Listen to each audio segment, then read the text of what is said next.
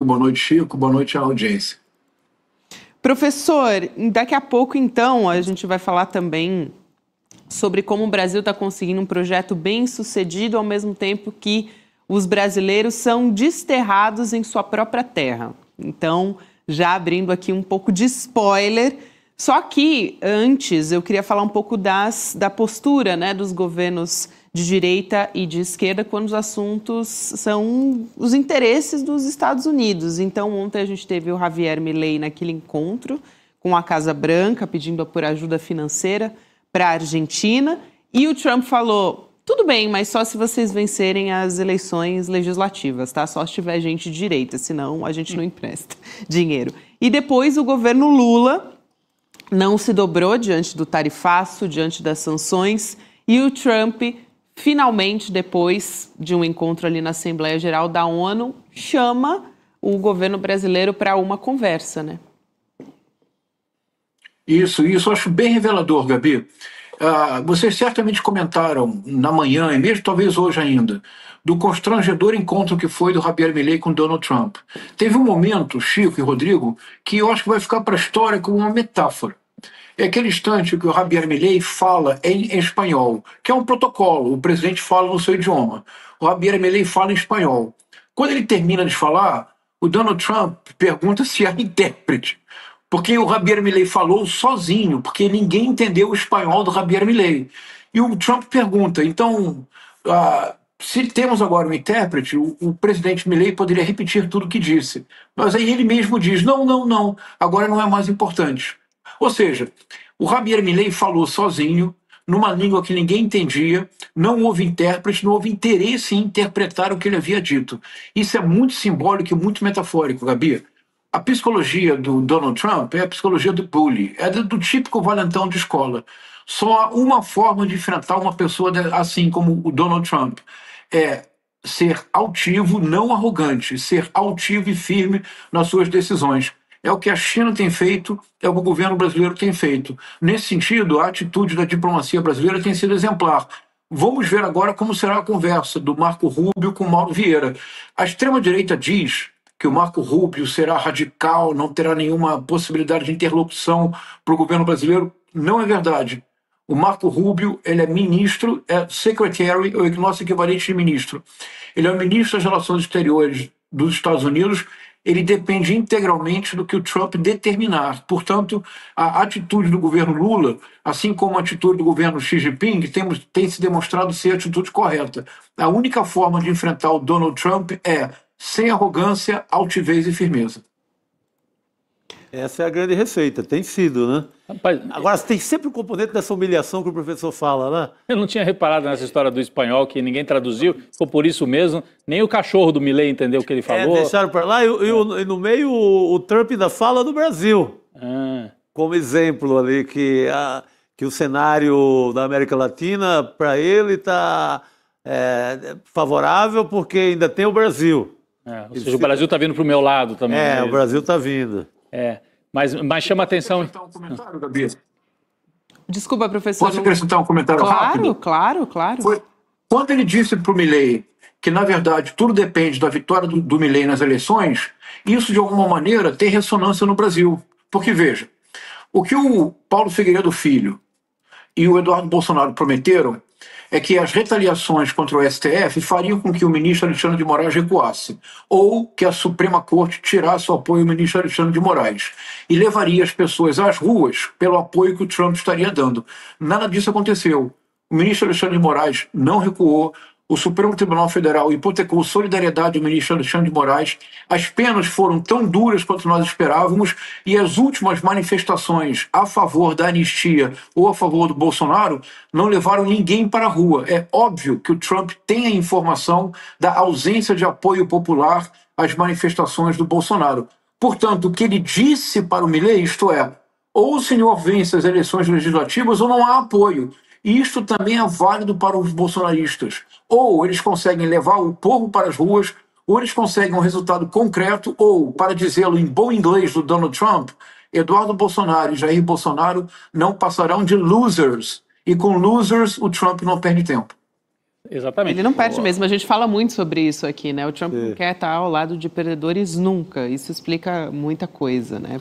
E também o fato de cada movimento desse que o Trump faz, ele acaba favorecendo o lado contrário, né? Aqui no Brasil isso ficou muito claro, ele fez o que fez, o tarifaço, várias declarações e tudo, e o Lula aproveitou, não foi só isso, mas o Lula aproveitou esse embate para sair das cordas e ir para um momento um pouco melhor do governo. E na Argentina, eu estou acompanhando um pouco o noticiário, porque a gente vai ter eleições agora parlamentares no fim do mês.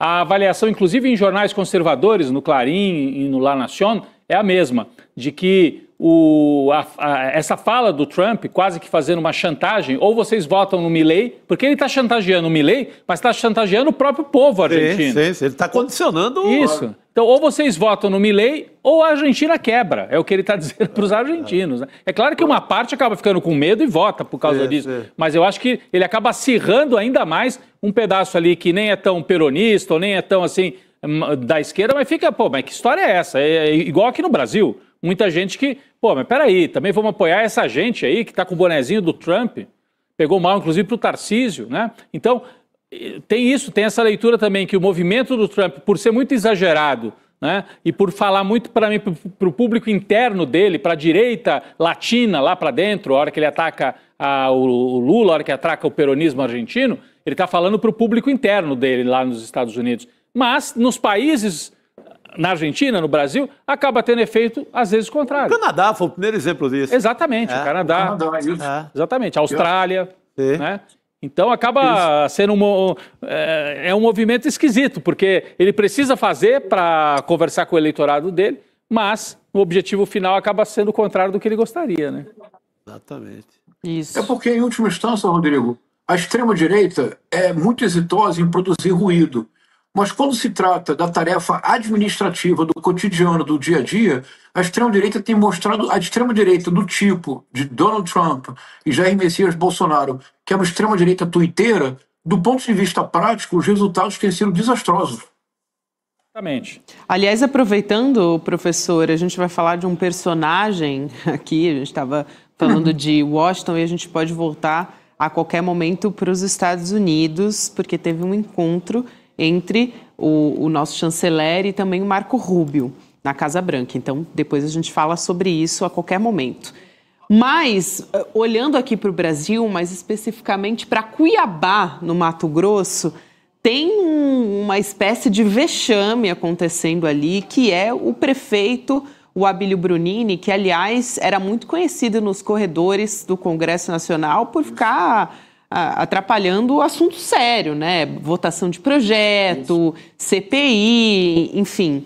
Ele foi obrigado a dar o braço a torcer agora e pedir ajuda para o governo Lula. Ele está considerando até decretar calamidade financeira pela segunda vez em 10 meses, desde que ele está à frente da prefeitura lá de Cuiabá. Então, a gente preparou aqui para mostrar um pouco a diferença das falas dele, do Abílio, isso no intervalo de um mês, tá, gente? Então a gente está vendo aqui na tela, mas para quem me ouve, o Abílio Brunini disse no dia 18 de setembro de 2025, o município de Cuiabá, enquanto eu estiver na frente da prefeitura, não se senta com o pessoal da esquerda, porque a gente não gosta de sentar com mentiroso. Isso foi dia 18 de setembro.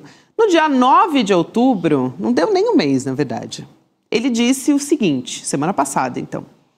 Quanto ao governo federal, nós temos diversas pessoas articulando para buscar projetos e tudo mais. Nós protocolamos pedidos do novo PAC em todos os processos.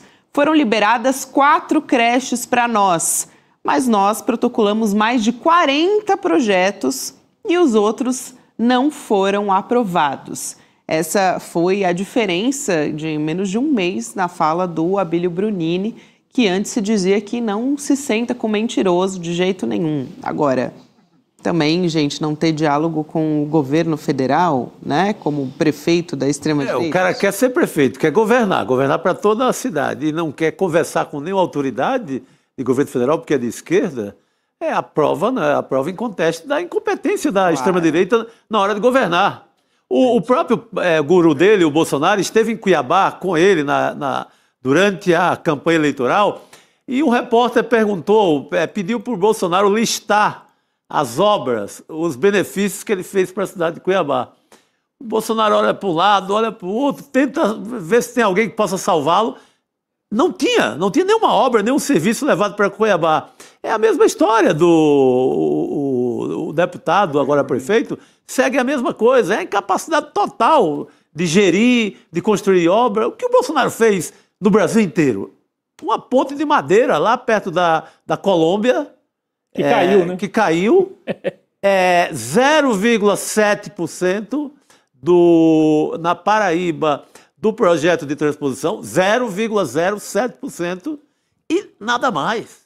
Não tem obra para mostrar. Não tem obra, não tem vacina, não tem nada. Mas professor Castro Rocha, Gabi, Chico, me lembra muito também o próprio Milei, né? Sim. Essa história. Porque, boa. É a melhor comparação. Porque o Milei, quando foi eleito, uma das coisas que ele dizia, não vou nem conversar com o Lula, porque com socialista eu não converso. Não vou... E aí houve uma crise energética na Argentina, e ele precisou de energia no inverno, né? Porque eles dependem muito da calefação em várias cidades, inclusive em Buenos Aires, e faltou energia. E aí, da onde veio a energia?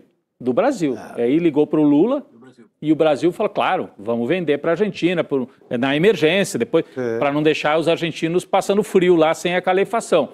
Então, é muito diferente você fazer agitação na rede social e você governar. Essa geração dos TikTokers, né, que está aí na Câmara, está atrapalhando muito, está fazendo muito. Agora, como é que é na hora de governar? Talvez alguns até aprendam. Não quer dizer que um ou outro não pode depois virar aí e fazer uma administração razoável, perceber que não é só o TikTok. Tem o tal do prefeito de Sorocaba, né, que é cotado até para candidato a governador. Ele é um TikToker, mas esse aí tenta governar também. Ele faz as duas coisas. Mas esse Abílio Brunini, já dava para perceber, né, professor Castro Rocha? Pelo que ele fazia na Câmara, vídeos lamentáveis. É o Nicolas, é o mesmo estilo do Nicolas, só que é lá em Cuiabá. É isso.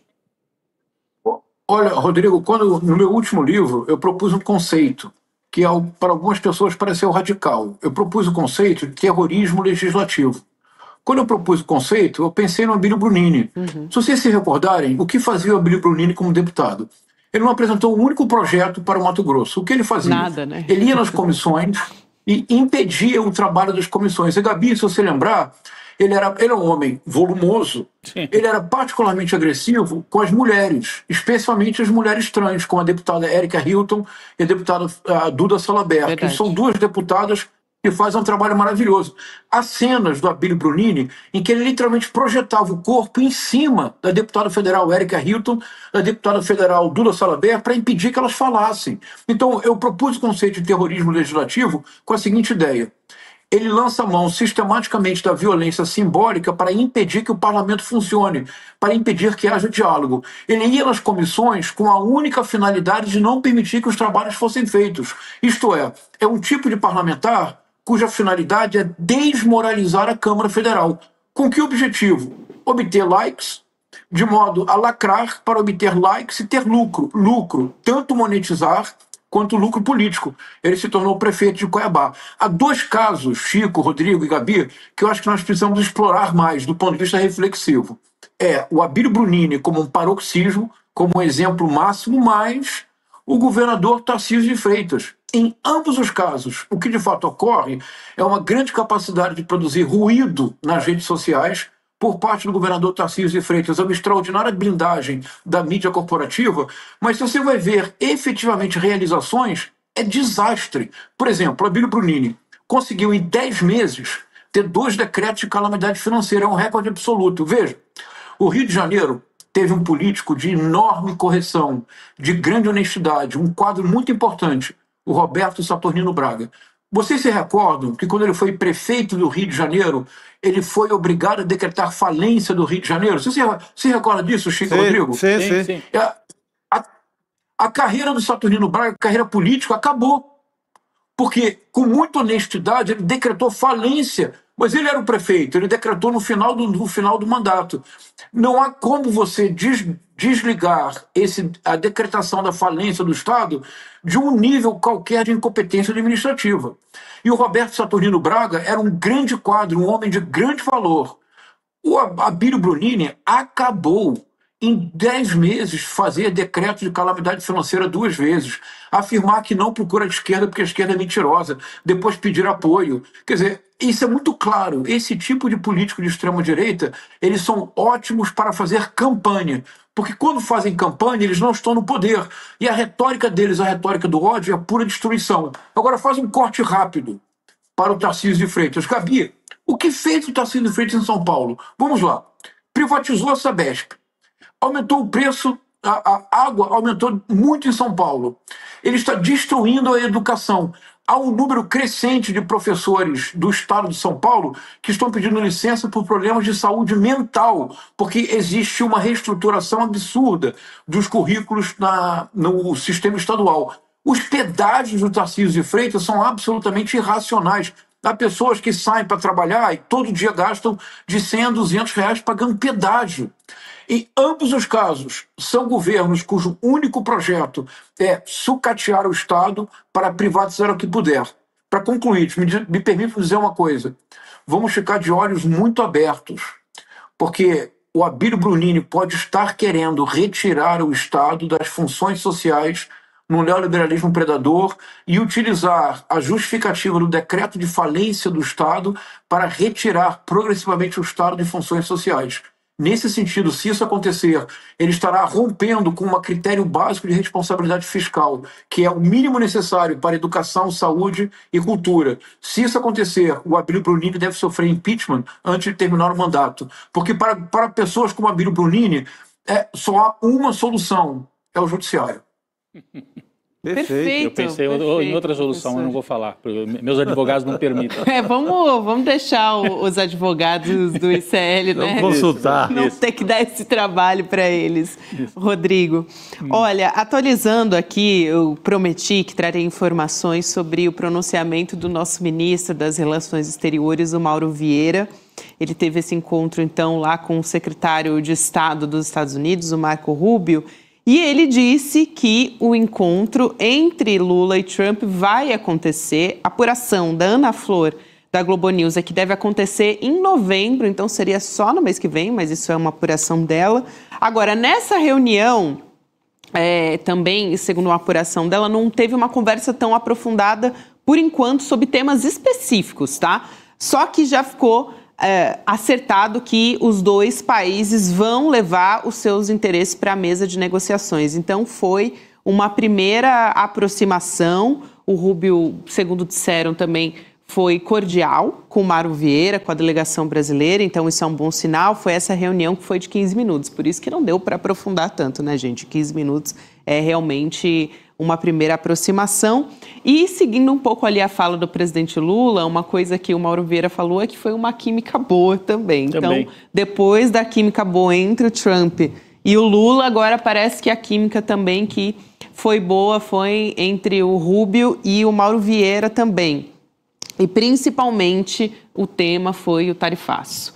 A gente já imaginava que realmente seria isso, né? Os 50% de tarifas contra uma série de produtos brasileiros. Então, nenhum anúncio específico sai dessa reunião, né, Gabi? Depois da fala, da entrevista do Mauro Vieira pós-reunião, né? Isso, exatamente, Rodrigo. Então, foi uma conversa produtiva, com química, foi essa a sinalização ali, a primeira coisa que deve acontecer também, o encontro presencial entre Trump e Lula. Aí, em novembro, foi a Ana Flor que disse, mas logo, logo isso deve acontecer. Normalmente, qualquer anúncio importante é feito pelo próprio Trump. O governo é muito centrado, é ele e ninguém mais. Não ia ser o Rubio. Não ia ser o Rubio que... Uma primeira aproximação. Ia dizer alguma coisa. Não, mesmo que já tenha dito, vamos, imediatamente vamos suspender isso, mas aí só o Trump fala, eu acho que não sai de mais ninguém. De qualquer forma, preparou para novembro. É isso. Então, seguimos aqui, professor, porque eu não quero, claro, deixar de falar sobre literatura. É o momento mais esperado aqui. Essa é a hora e a vez. Rocha, né? Hoje ele vai citar um trecho do livro Raízes do Brasil, Sérgio Buarque de Holanda, de 1936. Então, a gente coloca aqui na nossa tela os trechos, professor. Posso continuar lendo aqui ou o senhor prefere citar um de cada vez? Como é que a gente vai? O senhor que manda aqui para a gente tocar o barco. O primeiro, Por favor, leia o primeiro, eu faço um comentário breve, você lê o segundo. Combinado, professor. Você que manda, professor. Vamos lá. Então vamos lá. Raízes do Brasil, em 1936. Todo estudo compreensivo da sociedade brasileira há de destacar o fato verdadeiramente fundamental de constituirmos o único esforço bem-sucedido em larga escala de transplantação da cultura europeia para uma zona de clima tropical e subtropical, sobre território que, povoado com a mesma densidade da Bélgica, chegaria a comportar um número de habitantes igual ao da população atual do globo. Vivemos uma experiência sem símile. Professor, esse é o primeiro trecho, né? Gabi, eu estou muito feliz, sabia? Porque o que nós estamos fazendo agora é algo histórico. O que você acabou de ler, Gabi, ninguém lê hoje no Brasil. Sabe por quê? Porque você acabou de ler, Gabi, o parágrafo de abertura da primeira edição de Raízes do Brasil, em 1936. Uma honra. Na edição definitiva, lançada em 1967, o Sérgio Buarque de Holanda suprimiu tudo o que você acabou de ler, Gabi. Todas as pessoas que leem Raízes do Brasil nunca leram o que você acabou de ler, Gabi. A importância disto para a nossa reflexão é enorme. Porque, veja, não pode haver dúvida. Rodrigo, Chico, vejam, não pode haver dúvidas. O Sérgio Buarque de Holanda está dizendo que no período colonial no Brasil, nós constituímos o único esforço bem-sucedido na história da transplantação da cultura europeia para uma zona tropical ou subtropical. E ele diz, vivemos uma experiência sem símile na história da humanidade, Gabi. O Sérgio Buarque de Holanda está dizendo, depois ele retirou tudo isso que você leu, Gabi. Ninguém nunca mais leu, porque ele retirou do livro na edição definitiva. E nós só temos do livro uma lembrança, que é o que você vai ler agora, Gabi. Depois eu vou juntar as duas pontas. Mas não é empolgante, pessoal? Muito, Gabi, você está lendo para o Brasil algo que ninguém nunca mais leu. Nossa, muito bom, professor. Agora. Tá bom, agora fiquei ansiosa. Vamos continuar, então, a leitura, professor. Agora a sequência, Gabi. Sequência de Raízes do Brasil, então. Trazendo de países distantes nossas formas de vida, nossas instituições, nossa visão de mundo e timbrando em manter tudo isso em ambiente muitas vezes desfavorável e hostil, somos ainda uns desterrados em nossa terra. Isso é muito forte, né, professor? Essa fala final. Vamos lá então, Gabi. Essa fala final é o que todos leem hoje em dia. Porque na edição definitiva, o Sérgio Buarque de Holanda suprimiu toda aquela primeira parte que você leu, toda, Gabi. Gabi, você está lendo algo que desde 1936 ninguém conhece. Ele suprimiu aquela parte toda. Aí foi o grande erro do Sérgio Buarque de Holanda, porque veja, nesse parágrafo de abertura havia um paradoxo. O paradoxo era, o Brasil era o único esforço bem-sucedido de transplantação da cultura europeia para uma zona tropical ou subtropical. E teríamos vivido uma experiência sem símile na história. Por quê? Porque teríamos sido o único esforço bem-sucedido. No entanto, Gabi, na sequência do parágrafo surge a frase que sempre recordamos, porque esta frase o Sérgio Buarque de Holanda não suprimiu na edição definitiva. A frase é que somos desterrados na própria terra. Surge um paradoxo. Esse paradoxo o Sérgio Buarque de Holanda abandonou. Infelizmente, nós precisamos recuperá-lo, porque se radicalizarmos o paradoxo do Sérgio Buarque de Holanda, nós entendemos o Brasil inteiro. É porque como é que se pode ser ao mesmo tempo bem-sucedido e desterrado? Vitorioso e fracassado? Triunfante e derrotado. É isso que ele está dizendo na primeira edição de Raízes do Brasil. O paradoxo é óbvio, não é, Gabi? Sim, sim, sim. Aí ele recua na edição definitiva. Ele não poderia ter recuado. Sabe por quê, Gabi? Porque o Brasil inteiro cabe na frase, no paradoxo do Sérgio Buarque de Holanda. Se nós conseguimos radicalizá-lo, nós mudamos esse país. Assim, veja. O Brasil é um país bem-sucedido, como assim? Claro que o Brasil é muito bem-sucedido e nós devemos ter orgulho disto. Veja, em 1930, o Brasil era um país monocultor, exportava café. Em 1930, Gabi, o país não tinha universidade. De 1930 a 1980, nenhum país no Ocidente cresceu com uma taxa média média de crescimento do PIB como o Brasil. Entre 1930 e 1980, o crescimento brasileiro só tem paralelo no crescimento contemporâneo da China. E chegamos no ponto áureo do segundo governo Lula, a 6ª economia do mundo. Hoje somos a 8ª economia do mundo. Temos que nos orgulhar. Hoje o Brasil, que em 1930 não tinha universidade, hoje o Brasil tem o mais sólido sistema universitário da América Latina. Não há nenhum país latino-americano que tenha um sistema universitário tão sólido quanto o brasileiro. Veja, eu viajo para a Universidade de Nápoles. O sistema de bolsas brasileiro do CNPq e da CAPES não tem paralelo na Europa. Não existe na Europa bolsa para iniciação científica, mestrado, doutorado, recém-doutor, pós-doutor. Não existe. Nós conseguimos construir um sistema universitário de excelência. Precisamos melhorar? Sim, mas conseguimos. Agora, ao mesmo tempo, Gabi, somos bem-sucedidos. Somos a 8ª economia do mundo, não há como negá-lo. Ao mesmo tempo, nós somos o 8º país mais desigual do mundo.